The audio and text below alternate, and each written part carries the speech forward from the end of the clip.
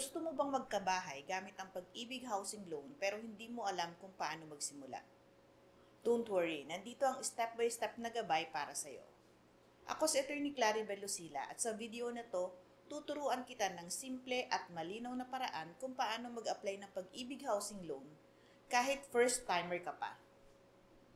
Ang Pag-ibig Housing Loan ay isa sa pinaka-abot kayang paraan para sa mga Pilipino na magkaroon ng sariling bahay. Kung ikaw ay employed, self-employed, o OFW, pwede kang mag-apply.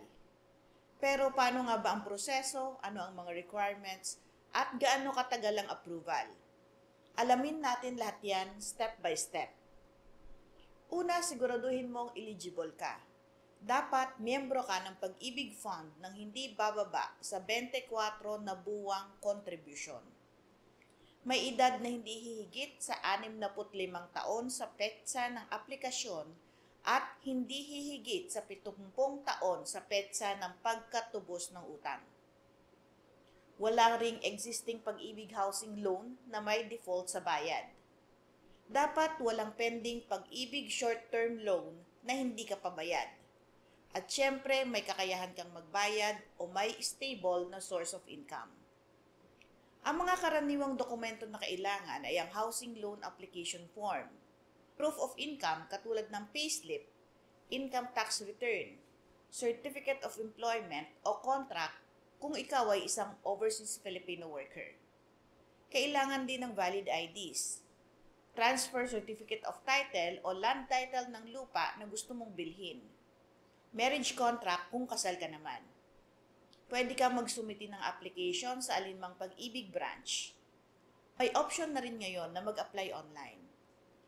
Kapag kumpleto ang requirements, bibigyan ka nila ng acknowledgement receipt para matrack mo ang loan status mo. Inaabot ng ilang araw hanggang 30 working days ang processing, depende sa completeness ng documents at appraisal result.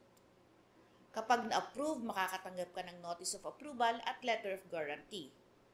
Ready ka nang magpanotaryo at magpa-release ng iyong loan. Pagkatapos ng loan approval, i-release na ang loan proceeds sa developer o seller.